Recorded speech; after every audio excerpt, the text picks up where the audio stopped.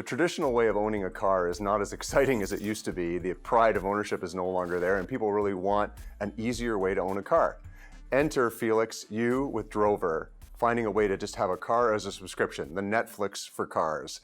Why is it that the traditional vehicle ownership model isn't making sense for people, urban commuters, or anyone anymore?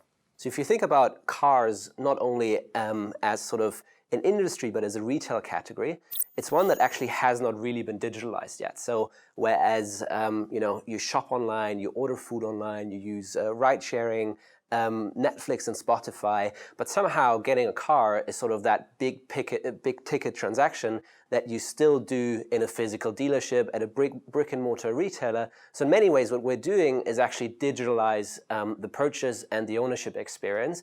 And we believe subscription is the right way to do that. So with Drover, you very easily register on our site or use our app. You go through a couple of personal questions.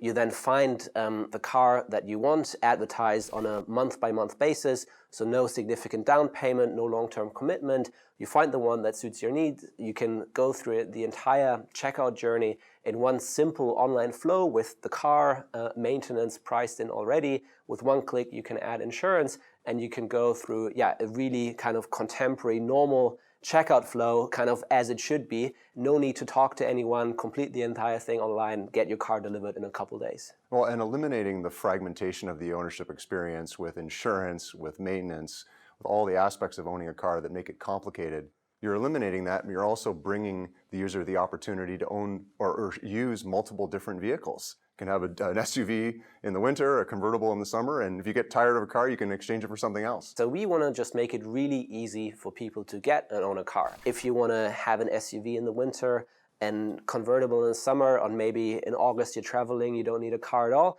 that's perfectly workable for us.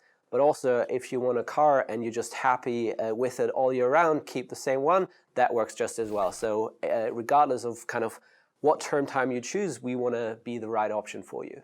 Now, ride sharing has obviously really entered the marketplace in a big wave, and in the urban environment, that's really the default now for many people, certainly for myself. What is the role that you'll have long term in an urban environment like that with ride sharing? I think there remains a big part of the population that is outside of these big metropolitan areas where public transport, ride sharing don't have that density, they're not as accessible.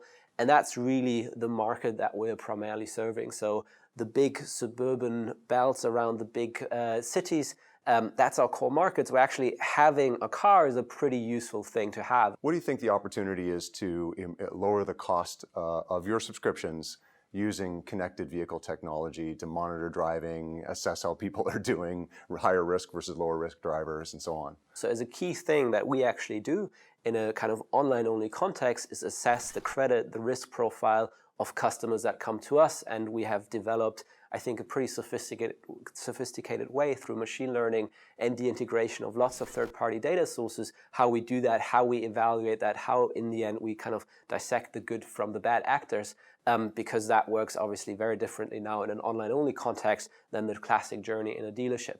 And specifically now, the connectivity of cars do not only allow that to do that at the outset, but also on an ongoing basis. And actually, in terms of the insurance integration that we've already built now with our insurance partners, are largely based on telematics data in order for us to assess risk on an ongoing basis.